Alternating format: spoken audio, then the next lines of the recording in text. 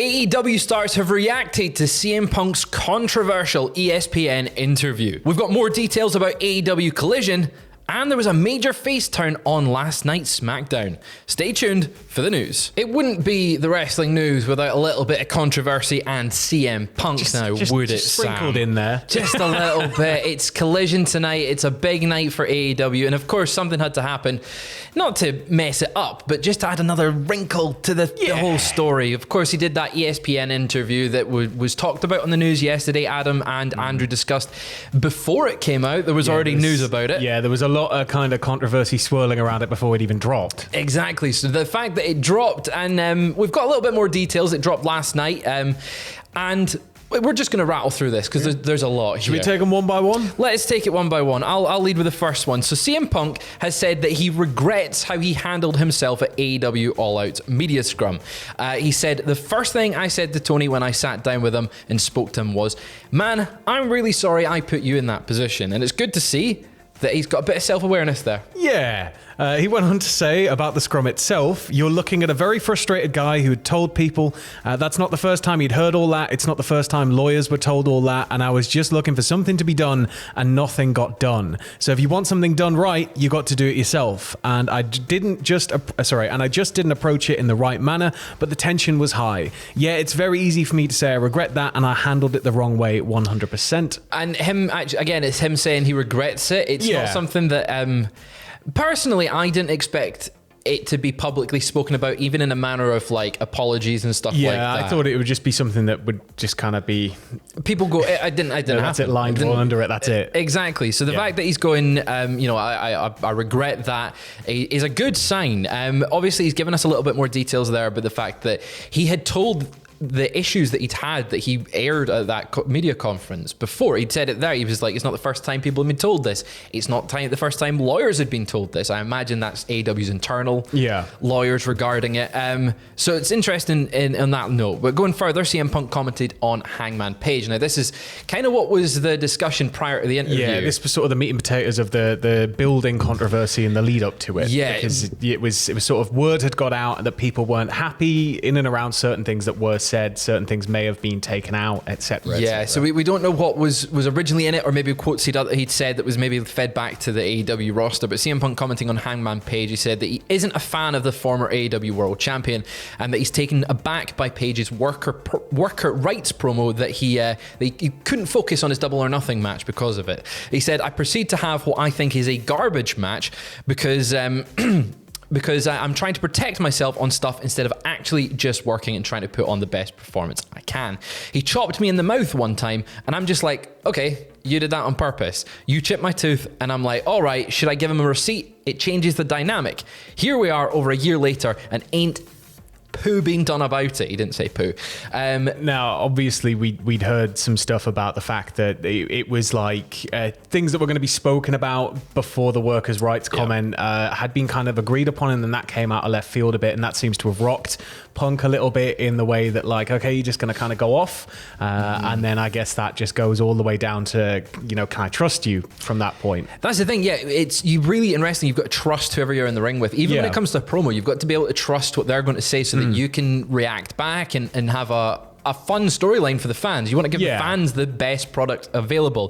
CM Punk saying there basically, and I think it's quite mature comments from CM Punk in this whole situation. Like, I think this gives a good insight into his mindset. It's certainly a lot more grounded than the all-out media scrum anyway. Just a little bit. He tried to claim that he claimed that he's tried to bury the hatchet by sitting down with the elite, but's been turned down at every attempt.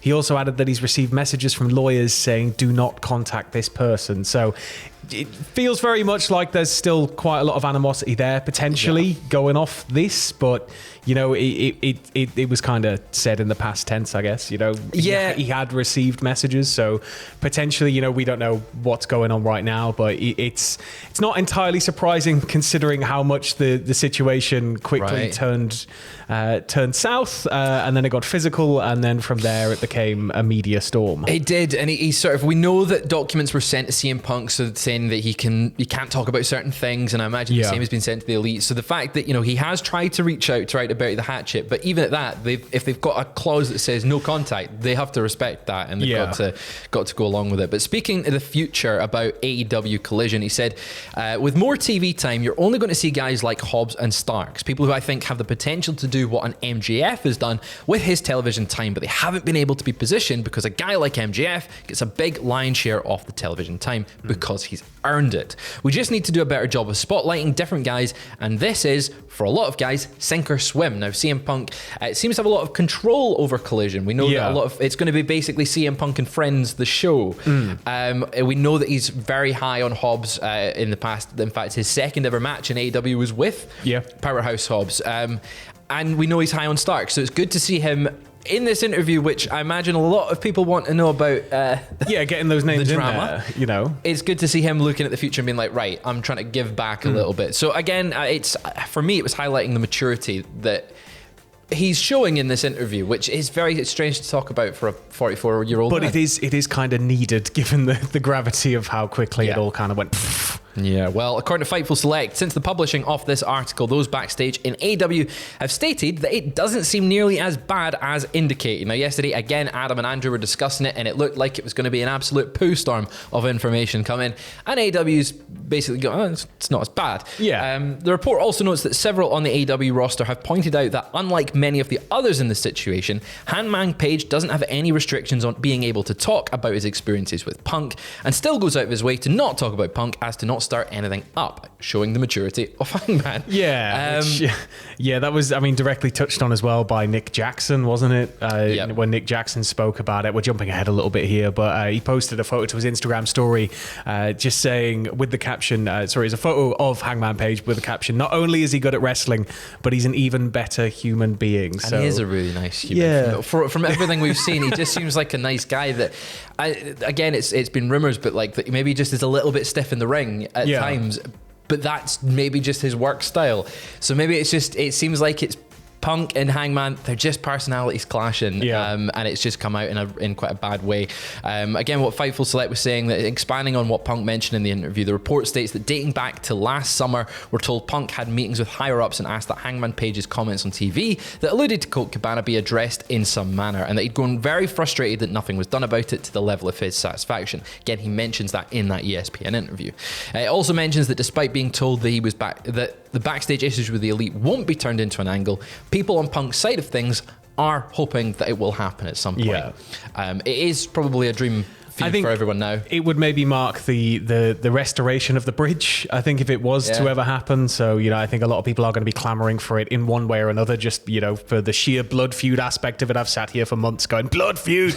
But you've got that side of it, but there's also, looking forward to maybe repairing things a little bit. Indeed. Well, Samoa Joe also commented, we're almost at the end of the CM Punk stuff, don't worry. Samoa Joe spoke to Sports Illustrated and commented on the tension between CM Punk and the Elite, and said that they have their own issues and their own problems. I don't think it's that deep. They're grown-ass men. They have disagreements they can figure out or not. That's between them. And of course, Samoa Joe is teaming with Bullet Club Gold to take on FTR and CM Punk on tonight's episode of AEW Collision. And also for tonight's AEW Collision, I'm teaming with Adam for the reactions. You can watch right here on youtube.com/Cultaholic. We've got some more details about AEW Collision though, Sam.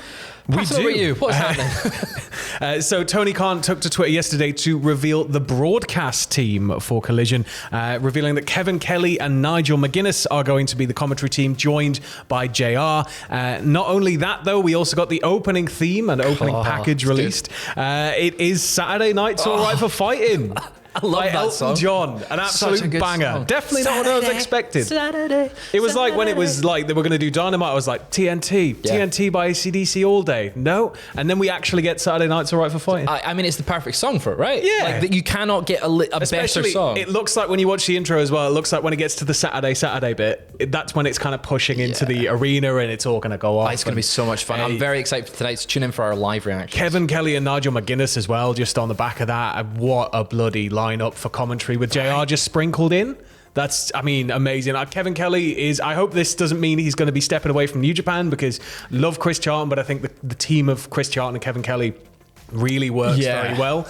So I hope that stays, but he's able to just bring such passion to everything he works on. So what a get. Well, Kevin Kelly actually mentioned that with the G1 coming up, he's going to be a busy boy, which kind of alludes to the fact that he may be staying with New Japan as well, doing Saturday nights with AEW. What a commentary team. Nigel McGuinness, of course. What a get. Moving over to WWE just now, we've got an update on Tommaso Ciampa's potential return to WWE. PW Insider has reported that Ciampa could be ready to return to TV as soon as July. He's been out of action, of course, since September 2022, and he went on had hip surgery in October. There's been recently talks that they're going to try and reform DIY. He was backstage at Raw recently, and hopefully he'll be back and get used in a manner that's appropriate for Ciampa. Just get him back. I can't wait, man. I can't wait. Like, Ciampa's just... It's weird because it doesn't feel like such an absence on the main roster because he never really hit the ground running yet on the main roster. But it's just think about what he's going to be able to inject into that. Yeah, like it's. Oh, he went very northern. Just think, just think about him, man. Sat there, just working out in a dark room, planning his next turn on Johnny Gargano. Johnny can't even see it coming. It's only happened like 11 times. Johnny just goes over his head. He's like, "Oh, I've got a threat." Oh, they turned on me. But speaking of turns, we're going to look at the final moments of SmackDown last night. Jey Uso finally made his decision between his brother Jimmy or the rest of his family in the bloodline, and this is perhaps the best segment that they've produced in some time, which we seem always say. It's been a hell of a week for the end of shows, hasn't it? Right? Like the last 10 minutes. Wow. But Jey Uso finally made that big decision. During the closing segment, Roman Reigns ordered the crowd to acknowledge him as he does. Before calling Jey Uso to the ring, Roman explained to Jey that it was Roman's job to get him to the top of the mountain, but Jey is meant to be leader of part of the bloodline. But it's not going to happen just yet. As in, look, I've got to wait until I get Fast and Furious 11, 12 and 13 and like all these other mega roles, and then you can be you can lead it. And I'll come back, but then I'm in charge again. And just the manipulation that Reigns was doing there, it was so good. It was you could see the conflict and all that sort of stuff. He called Jimmy Uso the problem with Jey. Jimmy made his way to the ring, attempting to talk to his brother, and Jey then cut a promo, one of the most impassioned promos I've seen in a long time, and was really intense. He called his brother by his real name, Joshua. But yeah, he was talking about him. He cut a promo about all things the bloodline has done for him, and that what he's done as part of the bloodline, including stepping up when Jimmy got hurt, ending by saying, "Guess what? You're out." And it looked like he was going to turn on Jimmy, but then he went, "I'm out too." Super kicked Reigns. The pop. Oh my God. I mean, like, it's been going on for a long time, and I get that people are kind of annoyed by this point that Roman's still holding on to the belts, and I think that, we've said it now, but the Roman having the belt isn't necessarily a driving factor in the storyline eventually, because he's going to have to drop it at some point, but it doesn't mean the story has to end. I think that we're getting just the perfect little bubbling up storm here, and it's all just starting to feel like everything's lining up. It seems every few months, I'm like, it's got to be Cody. It's got to be Cody. And then this happens, and it's got to be Jey. It's got to be Jey. And then, you got to think Roman's going to bolster the bloodline a bit. So maybe we're going to see some fresh faces brought in as more muscle, because Roman needs that muscle. He needs to be protected by the rest of the bloodline. Well, actually, talking about the protection there, Solo Sikoa went to attack Jey and Jimmy, but they delivered a double super kick to him. And then finally, as Reigns was getting back up, Heyman's at the ringside being like, "What have you done?" They deliver a double super kick to Reigns. Reigns sold it like he was just, back into the left. It was like, it was wild. He just straight down.